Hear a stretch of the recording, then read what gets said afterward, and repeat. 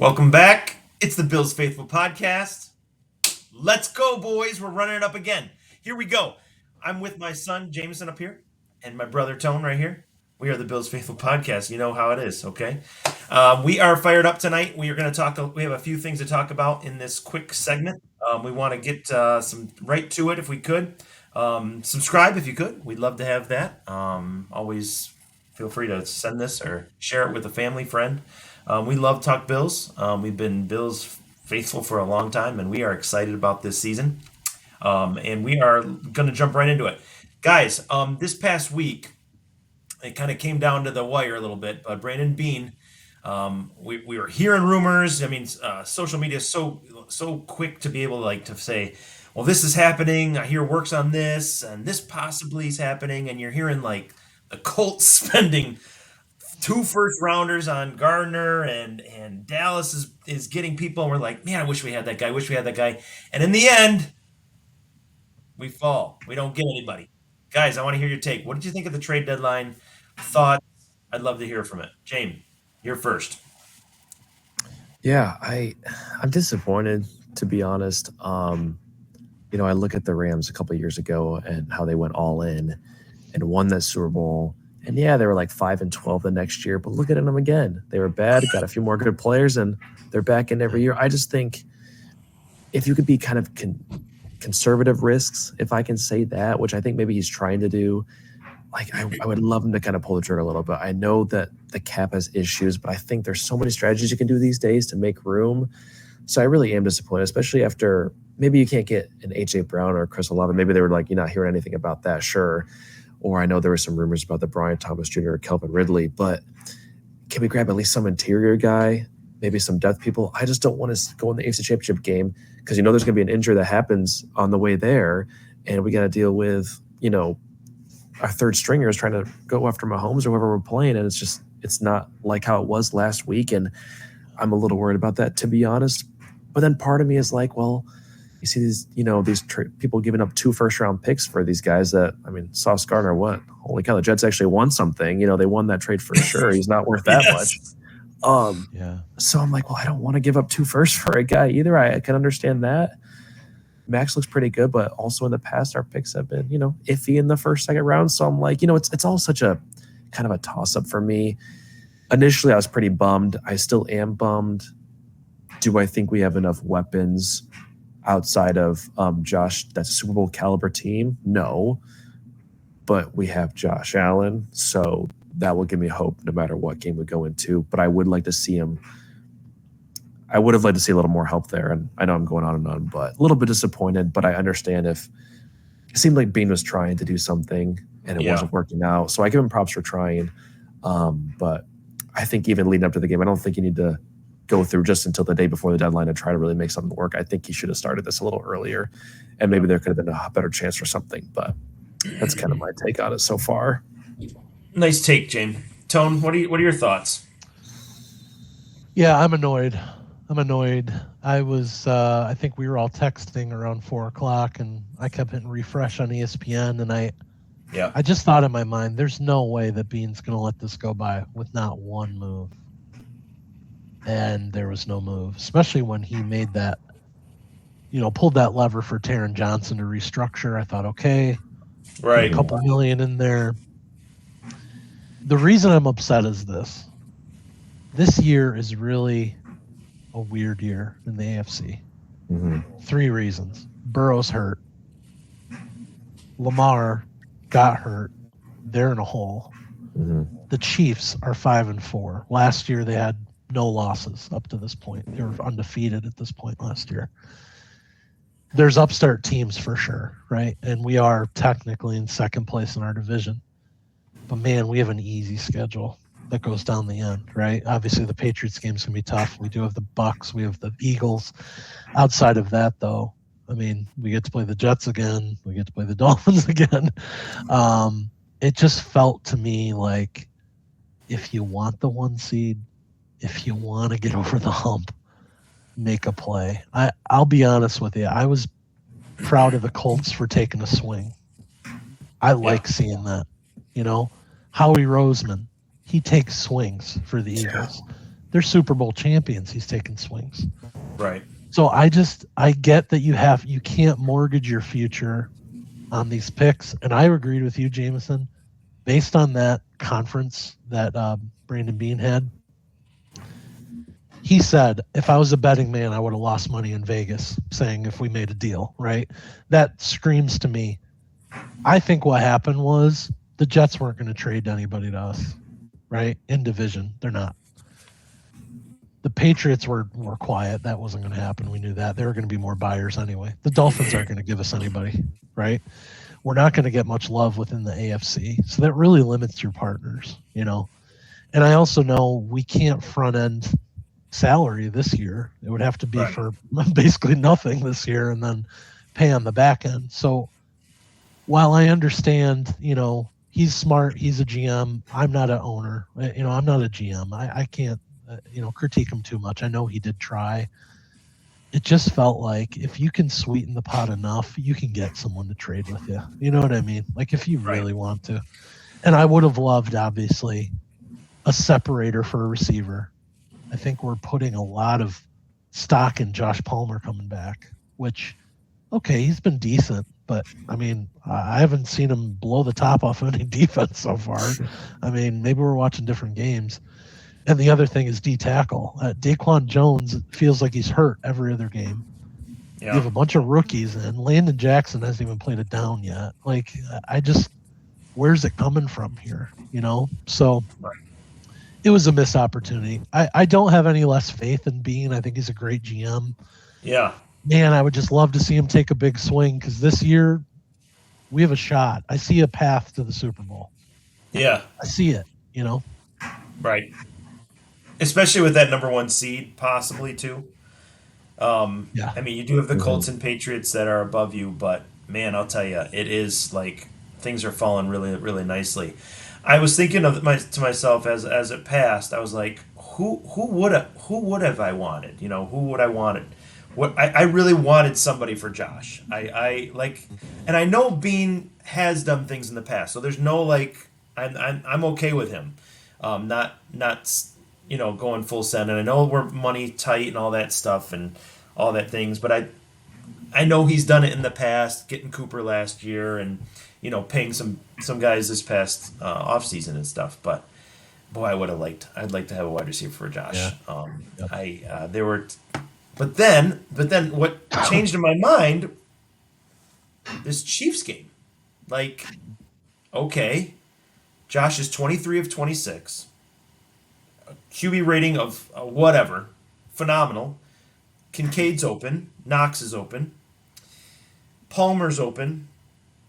Shakir's open, even though short screen passes. But I know he's hitting a lot of tight ends, but maybe we're okay. Like, even in this situation, like, I kid you not, if they wouldn't have got that 4th down, Chiefs, it would have been close to being a blowout in the end of that 3rd quarter, going into the 4th. Bills could have taken the ball right then and there and maybe scored a touchdown or a field goal and gone up by, at that point, maybe 18 points. Who knows, you know? But I don't know. I'm frustrated, but I'm also like, okay, let's move forward, see what happens. We've got a good core of guys. There's some really good players, which I want to get to on our next, as segues to our next thing, guys. I need you to think of a player, like right now, that you're seeing who has just been like, oh my gosh, this sign or this guy is just playing phenomenal right now. I'd like to hear your thoughts. Defensive or offense, does not matter. Like, just a player that you're just like, I really, really am seeing some awesome things from this person. So, Jamie, you want to go first with that? Yeah. Do we start offensive? Should I do offense? And then I don't care. Whatever you want. I'll say some quick ones of each. It shouldn't come to surprise, but I thought last year, the way this guy was running, you know, with all the touchdowns he had and the way he played, phenomenal. I'm like, okay, I'm expecting maybe a little bit of a dip here. I was texting you guys a little bit. I was watching the Chiefs game from last year, and he was running pretty well. He looks better this year. He may not get the touchdowns again, but James Cook, he's that guy. He is legit, 2nd in the league. And everyone's talking about Jonathan Taylor, how much he runs and all this MVP stuff. And yeah, he's getting a bunch of touchdowns. Guess who's like 30 yards behind him in the leaderboard? Yeah. James Cook. I mean, this guy. I was talking about what McCoy was retweeting. I think, if without Cook, it'd be a different team. This dude, I agree, elevates the whole offense, and it makes Josh comfortable. He's got someone that he can rely on these first down. If we win that first down, I think even Tony and Jim were saying that on the announcement where they were saying, when they stop us and we're on second and long, it was more end up being like a 50% of the time we maybe punt kind of thing. But if Cook could run that 6-7 yards in that first down, sorry, I just hit it again, man. It's ridiculous. Yeah. Okay, we'll move on. It makes it so much better. The offense works so much better. So he's that guy. He really is for me. And then my other defensive, real quick, I might take him from you guys, but Cole Bishop. Ever since we went to the game, in the Saints game, when that guy made the interception. Oh yes. Just that play was so nasty. fun to watch in person. And ever since then, I think he is just continuing to rise. And if he can stay at that level that he played at the Chiefs game, I know that could be kind of like a legacy game. He might not get that every week. That's fine. I'm not expecting that. But if we can get that in the playoffs or anywhere near that consistently, I feel really confident with now him, and Maxwell's looking pretty good too. So that's all I got to say for those two guys. I agree with those. That's great. Tone, what do you think? Yeah, I'll go offensive first. There's a couple in my mind. I'll say this. One I wanted to highlight because the stat is just insane is Khalil Shakir. So, I get that we haven't had a huge amount of production from our receivers, right? Dalton's kind of been the guy on the tight end side, but Shakir has just shy of 400 yards receiving. Okay. I think it's like 398 or something. Yeah. What do you think his yak is this year? Yards after catch. Out of that amount, what's the number you think? I just heard this today. So I'm not trying to steal stat of the day, Jameson, but I just want to throw this out. This is fantastic. I'm going to say 7. No, out of the 398 yards, how many are yards after catch out of those yards? Oh. You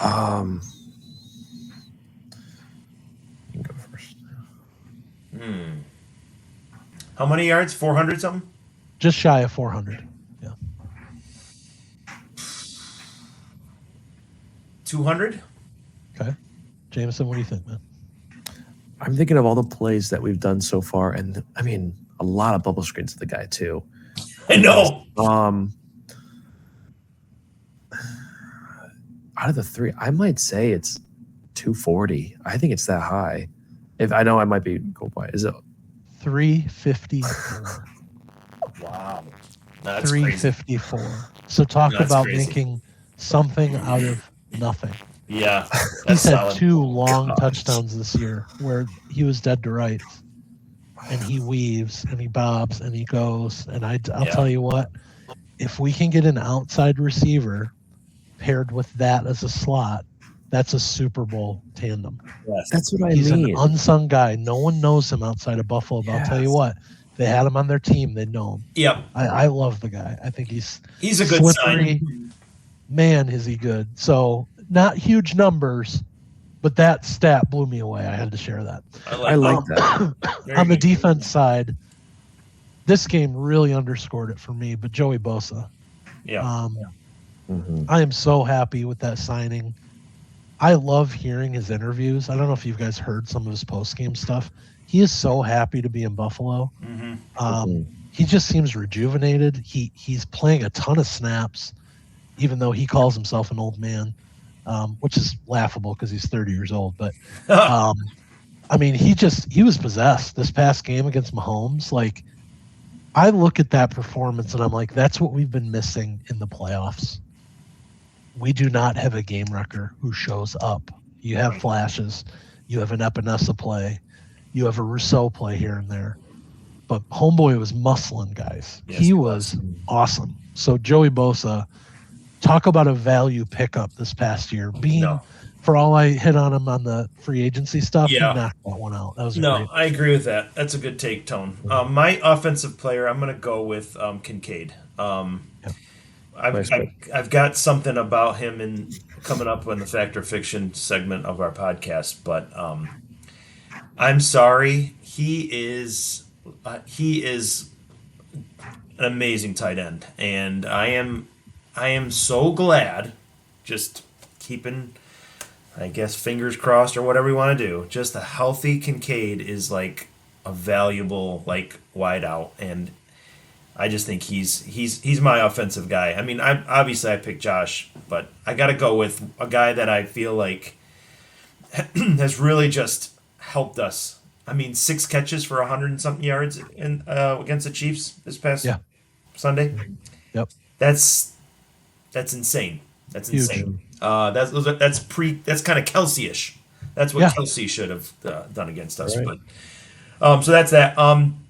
Tone, you took mine, Joey Bosa, but I'm going to say Max Hairston because just for these last 2 games, I'm just going to. I haven't seen a lot of them, but I'm going to say these last 2 games I've seen such another first round Beane pick. Not all picks are great, but right now I'm so glad he's healthy and he is speedy.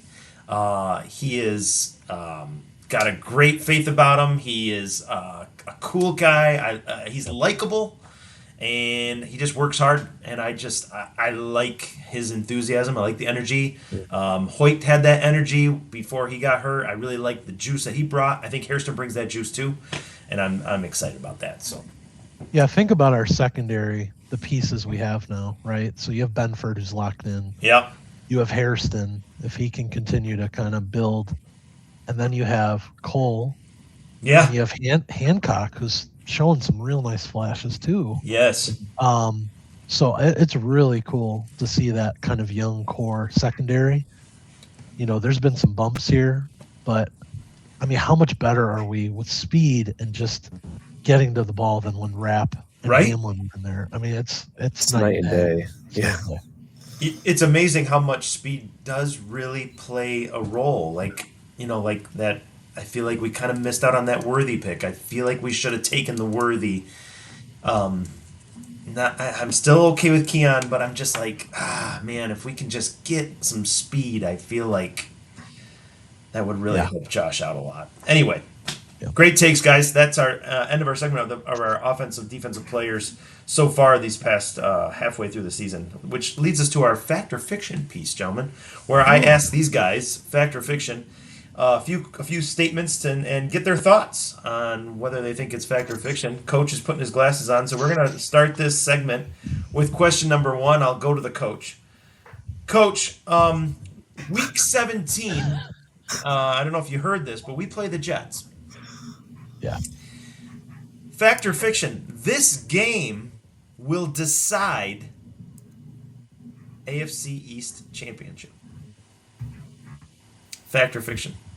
Will we know before, or will this game be the game for the AFC East Championship if we win? Or do you this game coming up? No, week 17 against the Jets. Week 17. Fact or fiction? Ooh. Like, are you saying?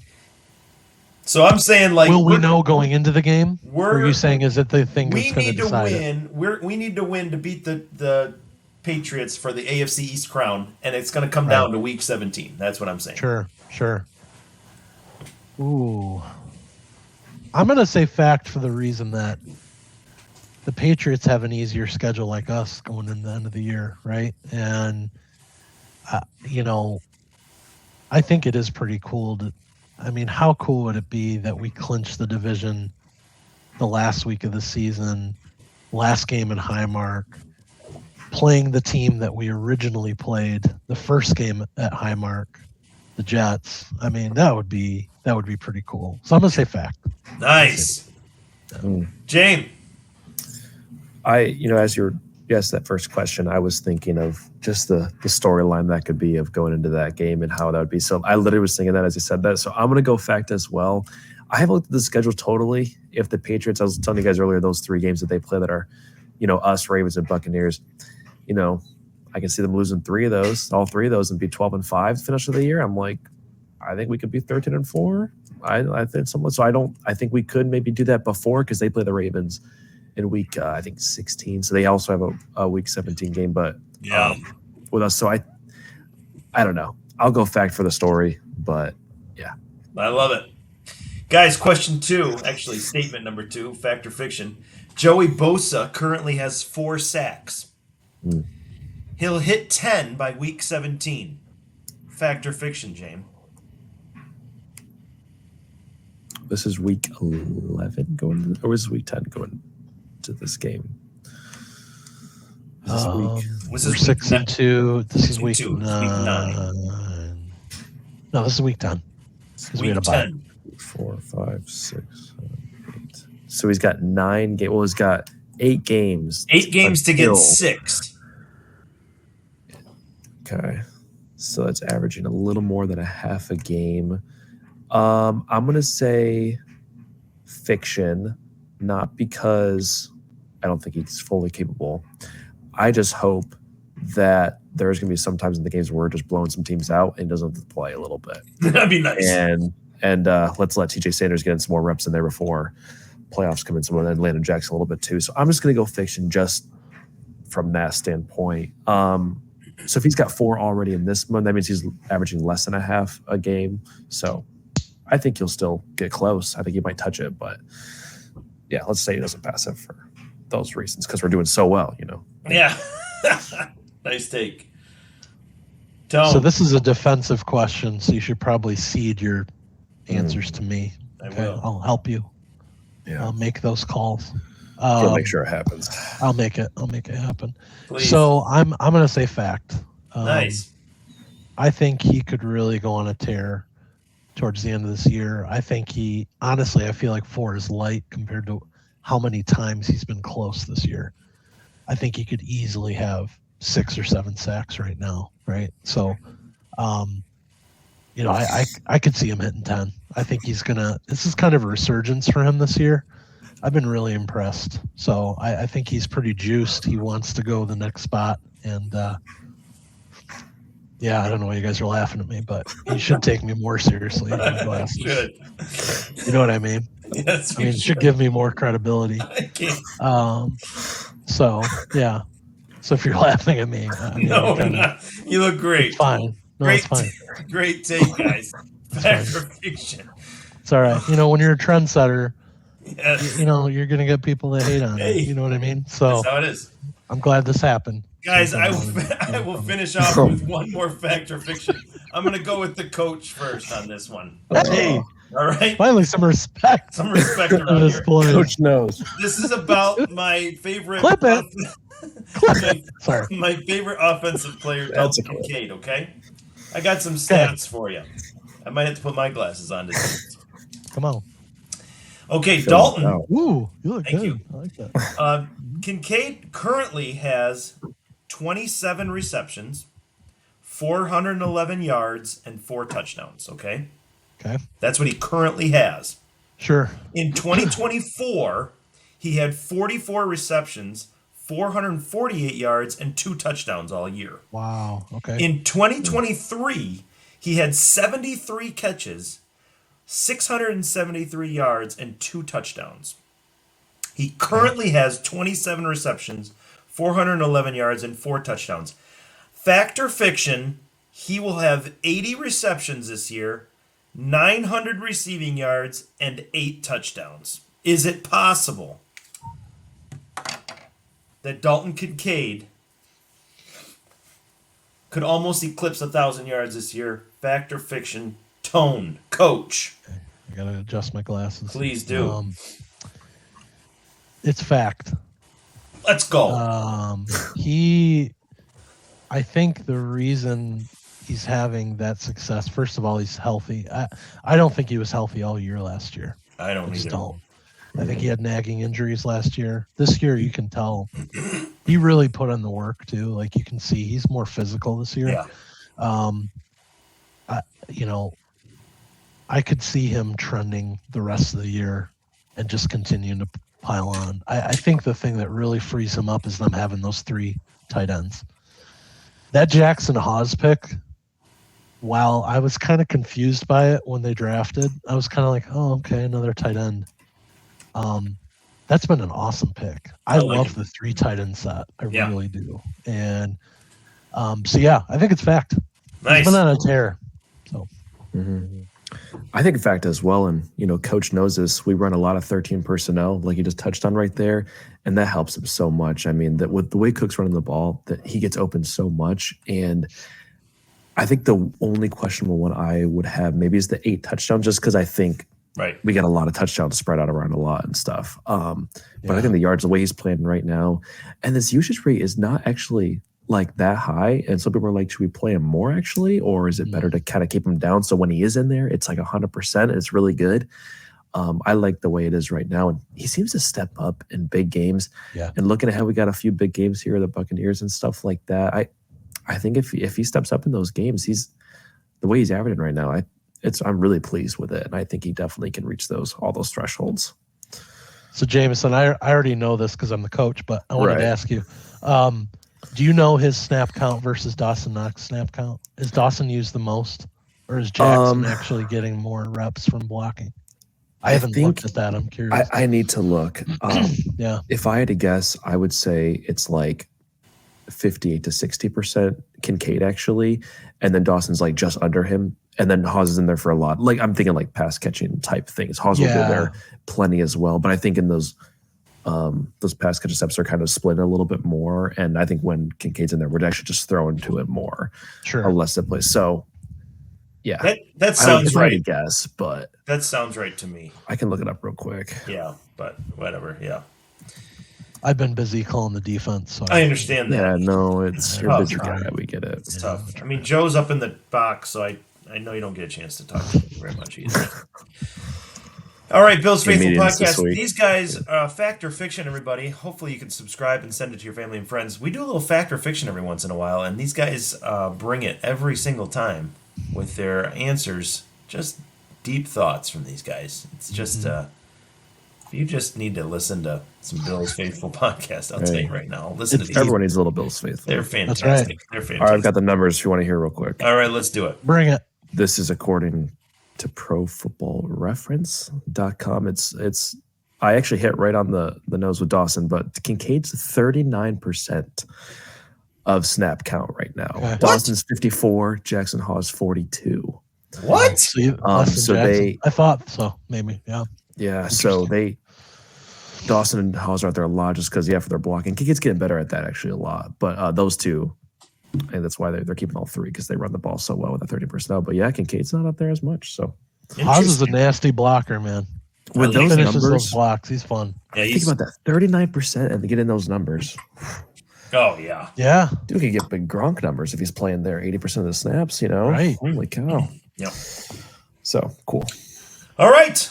We were going to say arrivederci. Thank you, everybody, for listening. And catch us next time as you'll hear from Tone and James and myself as we talk about Bill's Faithful Podcast. Have a good night. Go Bills. Go Bills. Go Bills.